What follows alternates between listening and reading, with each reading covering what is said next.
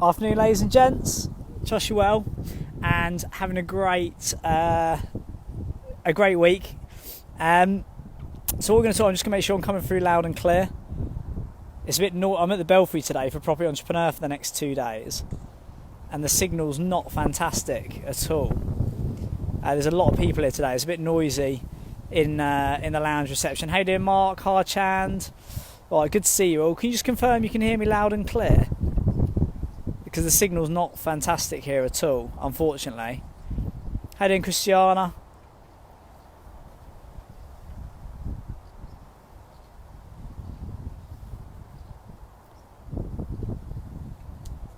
Excellent, so you can hear me loud and clear. Right, so obviously what we've had, so what we're going to look at here is, what we're starting to get a lot of is the headlines. We would have seen it on the news this morning, headlines of the papers, starting to get talk of Britain going into a recession. So there's talk of will we go back into recession? Is the UK going to go into a downward spiral? Are we going to start seeing negative growth figures? Are we going to see the negative impacts that we see with a recession? And what I want to do is just we'll do a few more of these in the coming weeks and months as things play out. But what I want to do is quick Facebook Live, just to bring you up to speed with regards to, is the UK going into a recession? So the first thing to establish is, what is a recession? So a recession is a period of time where a country or an economy goes into reverse, basically. The GDP, the gross domestic product, which is basically the amount of output that we produce in a period, starts to reduce. So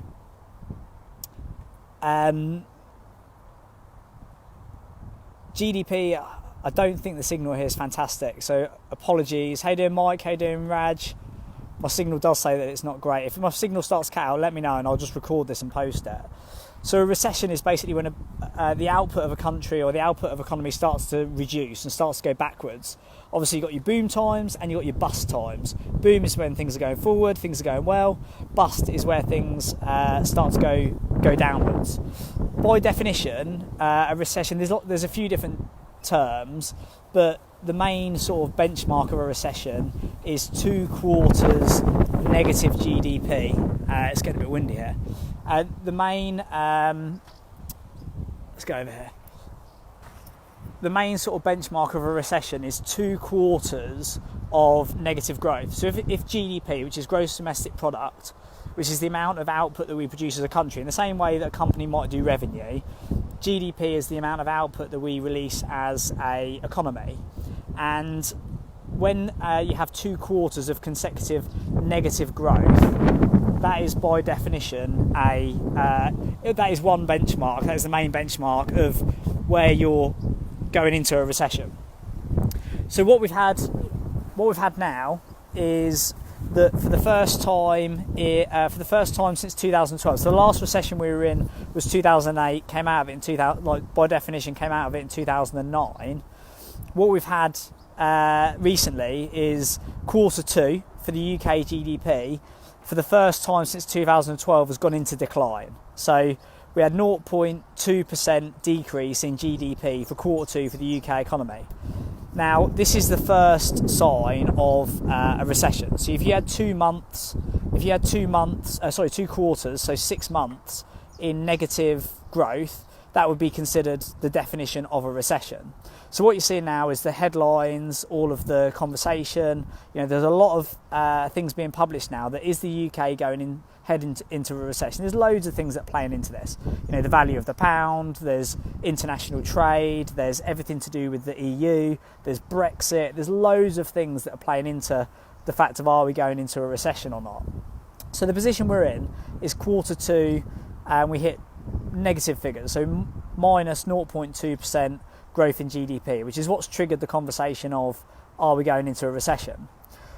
What we're going to do is, you need to understand why these things happen. So obviously there's a lot of noise in the market that we might be going into a recession, but we've got to look at the fundamentals as to why this is. If you look at why we've got into negative figures, which is what's triggered the conversation and started to put the fear factor out into the market, which isn't a bad thing, we're going to talk about why that is. The main sort of logic behind it is, and when we talk about what a recession is normally a period of high unemployment, low commercial activity, low government investment, low infrastructure, trade, production investment, and everything starts to go sort of backwards. That's sort of traditionally what a period of recession is. The reason that this conversation started is because we've seen a reduction in GDP.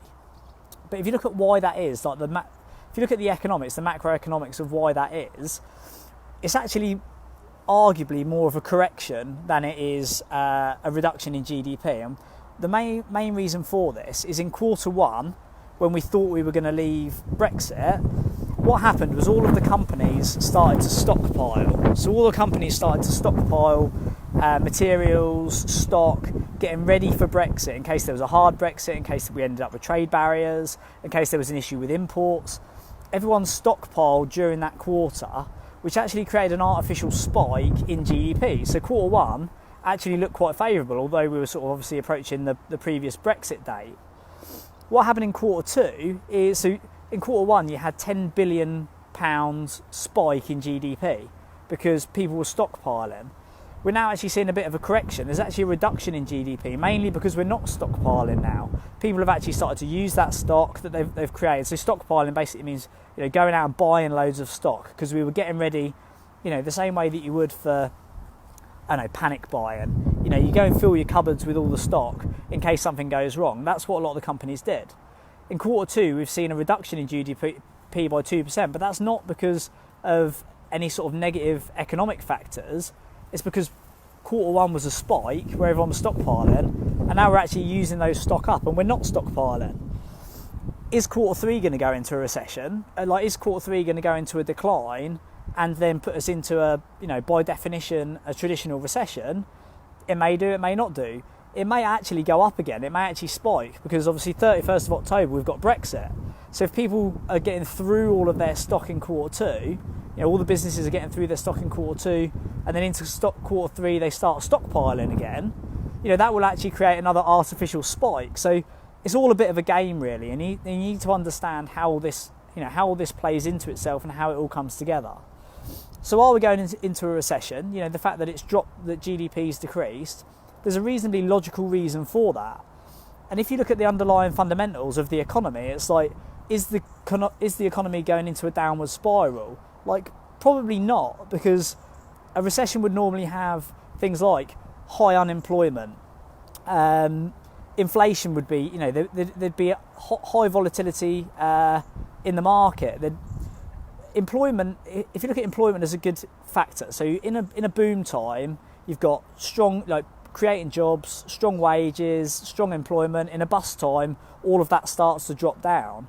But if you look at where we are economically with things like employment, I haven't got the figures to hand, but employment in the UK is the lowest it's been for a long, long time. So, the levels of unemployment in the UK have been the lowest they've been for a long time. So, I think it's I think we've got the highest employment levels, so the lowest levels of unemployment that we've had in 44 years.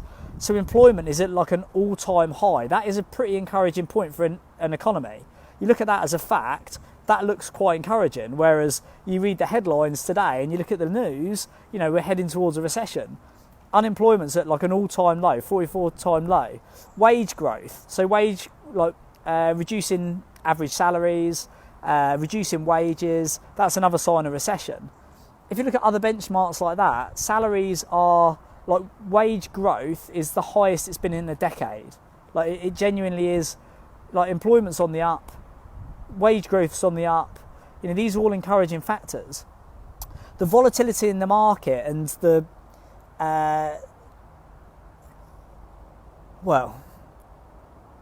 if you think about what's actually causing this, so George Soros talks about reflexivity, and what we need to think about is the headlines at the minute saying we're going into recession. Economically, if you look at the fundamentals, that doesn't look like it's going to be the case. We do, however, have some big things coming up on the horizon. We've got Brexit coming up. We don't know what's going to happen there. We don't know if it's going to be a hard exit. We don't know if there's going to be a deal or no deal. There's going to be a game to play, as that plays out. But based on the headlines at the minute, we're going into a recession. it's based on the fact that we've had a 0.2% growth, which is actually fundamentally underwritten by the fact that we stockpiled £10 billion worth of stock in quarter one and then just ate our way through it in quarter two. You might even see a spike again in quarter three, quite likely, when people start to stockpile again. What does this actually mean for where we are? Like George Soros talks about reflexivity. So reflexivity is basically, so George Soros is the guy who broke the Bank of England, which is a pretty weighty title to carry. He broke the Bank of England. And what he talks about reflexivity is that markets react and economies react not based on commercial fundamentals, not based on basic economics. They react to basically what's on the front page of the newspaper. And that is the impact, that has impact on what we all decide to do as people, as society, as entrepreneurs, as investors, as government. It's the front page of the paper that impacts what's actually going on. When we talk about 2020 to 2025 being the best time in history to be a property entrepreneur, like this is no exaggeration. And if we look at the market where we are at the moment, reflexivity is going to define what happens in our market and what the opportunities are. On the front page of the paper today and on the news today, it's saying highly volatile markets. And this just isn't just in the UK, this is worldwide, but especially in Europe. Like if you look at some of the economies like in and around the EU, on the front page of the paper and on the news, it's saying we're heading towards a recession. Or is the UK heading towards a recession? Should we be concerned with Brexit? What this is doing is creating high volatility in the market and huge uncertainty. But then if you look at how this applies to us, what impact is this going to have on our property businesses, you need to look deeper than what the headlines say, because the headlines is reflexivity, it's what the mass market or how the mass market are going to behave. But you're strategic entrepreneurs, you're property entrepreneurs, you want to make the most of this gold rush and opportunity that's coming up.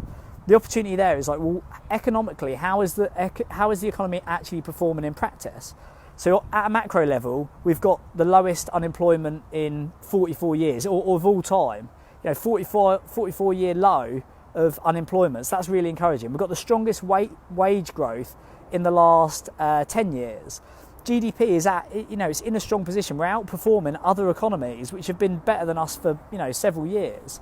So at a macro level, although the headlines say things are bad, that's going to put uncertainty in the market. It's going to stop other people from doing things. If you look at the actual fundamentals of it, we look like we're in a pretty good space. If you look at the property space, so in what impact is this going to have on our property businesses? Well, the uncertainty is going to create opportunity. So the uncertainty means that people in the market aren't going to be rushing out to buy houses. The residential buyers are going to start to back off. Some of the bigger developers and construction companies, they're going to be sitting tight and waiting to see what happens. There's not going to be huge activity there. If you look at the figures from a couple of weeks ago, some of the volume of construction is starting to slow down.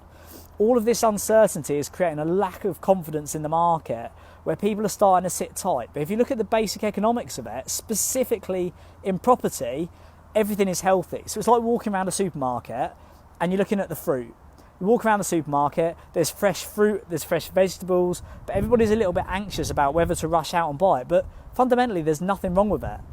In the property space, this is where we take a strategic approach. This is where we master how to build our businesses effectively. You spot the opportunities in the uncertainty, and this is the next 3 to 5 years where we're going to have this gold rush to clean up, because regardless of what happens to Brexit, there's going to be uncertainty, there's going to be a lack of confidence in the market, the residential buyers are going to back off, and it's going to create a real fertile place for us to seize the opportunity.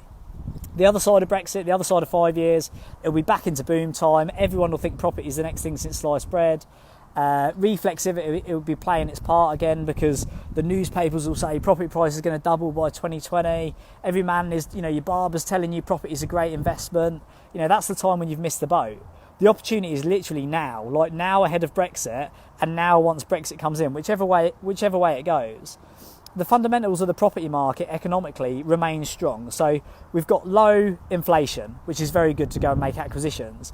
Couple that with low finance. We've got low inflation, which suggests, we're not heading towards a recession effectively. Low finance, finance is cheaper than it's ever been. You can get 5-year fixes at like less than 3%. That is very, very accommodating. The stock that's coming to the market, there's still demand for it, but residential buyers are starting to back off. Investors are being hit by tax changes. There's a lot of uncertainty in the market, so it's slowing down. So there's definitely deals out there to be done. And then you look at the fundamentals of, like, you know, basic economics. What underwrites the commercial viability of a buy-to-let portfolio? Being able to buy stock with a high yield in some areas, that definitely exists. That's where we want to be capitalising. Is there access to finance? If you're well positioned and you understand how to use the market and the finance products, there are finance products available. Does it enable the properties to cash flow well? Inflation, interest rates are lower than they've been. You know, they're still, although they're higher than they've been and they are creeping up, they're still higher than they've been, you know, lower than they've been for a long time. There's huge opportunity to go out there and raise finance at cheap rates, so you can get the finance sorted. And then how are rents? Is there demand for rented accommodation? There is consistent demand for rented accommodation. As we go into headlines of recession, Brexit, uncertainty, people aren't going to be rushing out and buying residential houses. Demand for rent is going to remain at minimum stable, if not increase. If you're in the high yielding areas, you'll know that rents are consistently increasing for standard sort of buy-to-let stock. And if you know where the little niches are, where you're buying 2-3 bed terrace houses, you know, the demand for them is consistent. Are we going to go into a recession? I don't know. You know, is the honest answer. A lot of this hedges on what happens with Brexit. 31st of October, we'll know what the outcome is. Do we have a deal? Are we going to go into a hard exit? I don't think there'll be another delay. I just can't see that playing out. I think on the 31st of October, we'll leave the European Union, and, you know, Brexit will happen one way or another, and then there'll be a period of uncertainty whilst things settle. This is where opportunity is. For property entrepreneurship to be effective, you need two things: high volatility in the market and highly entrepreneurial market conditions. The market conditions could not be more entrepreneurial at the minute. They are absolutely perfect for you to be building these property businesses. And literally, as I was walking through reception in the Belfry, the headlines on the news was high volatility in the markets. There is absolute high volatility. There's like reducing confidence levels. This is where the opportunity is going to be for us. If we do go into a recession post-Brexit, the macroeconomics of the private sector, of the PRS, the private rented sector, will continue to be accommodating. If we go into recession, property prices will stabilise, or property prices will unlikely be going up. They'll start to come down. There'll be uncertainty. People won't be buying. That's where we can go in and start to clear up. Economically, the government could even then make it better for us, because if we go into a recession and, you know, we can't trade internationally, or GDP does start to go into decline, people start to lose their jobs, the government will have to put in new policy to spike the market. And this could be anything. But when we're talking about entrepreneurial market conditions, when you go into a recession, this is where entrepreneurs get turbocharged, because the government will start to do things like, well, the government will need to increase spending. So it means they'll do things like reduce interest rates. So we've got cheaper finance for even longer. They'll do things to spike spending, like reduce VAT. They might short-term reduce VAT to try and reduce prices, to try and encourage people to go out and start spending. Finance will be cheap because interest rates will stay low. They'll do things to encourage small business and to encourage business growth, like they might make more finance available. So things like entrepreneurs relief will hang around for longer. Things like EIS, CDIS, these things to spike economic drive. Corporation tax, you know, we might even see a short-term or even medium-term further drop in corporation tax if we go into a recession. These are the most unique times. Like, I know I keep banging the drum, but 2020 to 2025 are going to be the most unique market conditions in a generation to be a property entrepreneur. Watch this video if you've only just joined us. There's loads of people coming in and out of the call. Hopefully the signal's been strong, but, you know, statistically we've had a quarter of reduced GDP. So the market, the headlines, the newspapers, you know, we're heading towards recession, Brexit's going to kill the economy. Look at all of the statistics that underwrite this. Look at the economic fundamentals and understand why that is. It's because there was a spike in Q1 because we stockpiled, you know, £10 billion stockpile, getting ready for the flood, if you like, panic buying, getting ready for the flood. We've now chewed through that in quarter 2, and we're not stockpiling. Quarter 3, you might see an artificial spike again. You know, it might be, you know, if you were to do the reflexivity strategy and go and shout it from the newspapers, you might see, yeah, despite Brexit, GDP's growing, but actually it's because, you know, we're stockpiling again because we're getting ready for potentially a hard exit and we don't want to run out of raw materials and the things that we import, pharmaceuticals, drugs, all of these sort of things. There's loads of things to consider, and it's all a game. Reflexivity is what's going to tell the mass market what they think. It's going to put the fear factor in everyone. It's going to slow them down. It's going to create further uncertainty. Without a doubt, this is opportunity. The basic economics are, they're accommodating to what we want to do. High volatility, highly entrepreneurial market conditions. And if we do have a hard Brexit and we do go into recession, we'll have to see how it plays out. We need access to things like finance, but the likelihood is it will then become more entrepreneurial because the government will have to do something to spike entrepreneurship, whether they're doing the things I talked about, reducing VAT, increasing entrepreneurship, reducing corporation tax. We don't know. We don't know how they're going to play it. We don't know if we are going to go into recession, but we're trading reasonably well as an economy in the main. Also, property prices. Going into another recession, do we want to buy stock because property prices will tank if we go into a recession? Is that going to happen? I doubt it. I don't think so. I think they might stabilise. It depends which part of the market you're playing as well. I'm talking about macroeconomics. If you're playing at the top of the market, which depends on capital growth, like high demand, international investment, like your Londons, places like that, they will of course be impacted. They're already being impacted. If you look at the macroeconomics of the PRS as an average, and you look at the core areas where demand primarily exceeds supply in the private rented sector, that's going to be the niches we need to look at.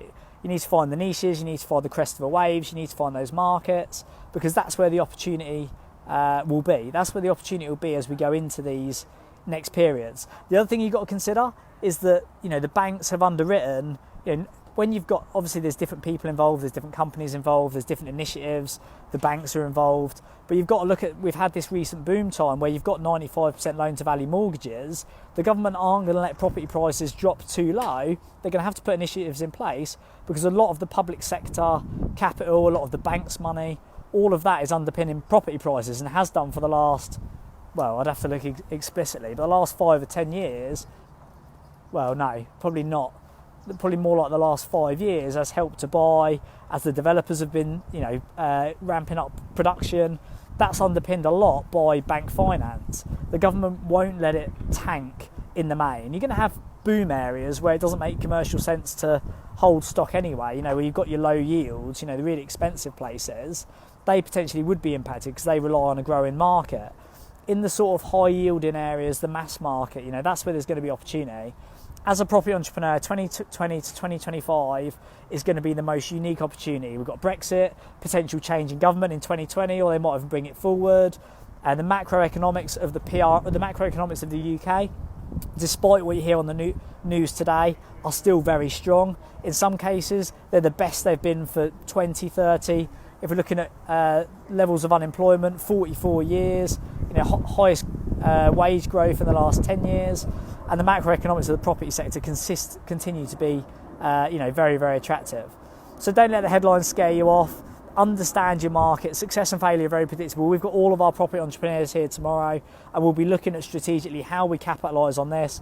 I'm going to meet the board this afternoon where we'll be talking about what we're planning to do strategically. For me, I'm operating at the top of the market and the bottom of the market. So high density, build to rent to sell developments. That is a space that's working very, very well at the moment. I'm also starting to move into the bottom end of the market, the mass market, mass market, high demand as a bumblebee, high demand private rented sector. That is still a great place to be. Finance is cheap, yields are strong, stocks available, and demand is going to remain consistent, if not increase over the coming years. And you can lock these finance products in for like 5 years. It's a fantastic position to be in as a property entrepreneur. So are we heading into a recession? You've got my view on it. You've got my insight into what's actually happening out there. Go and see what the headlines are saying. Go and see what the views are there. Success and failure are both very, very predictable.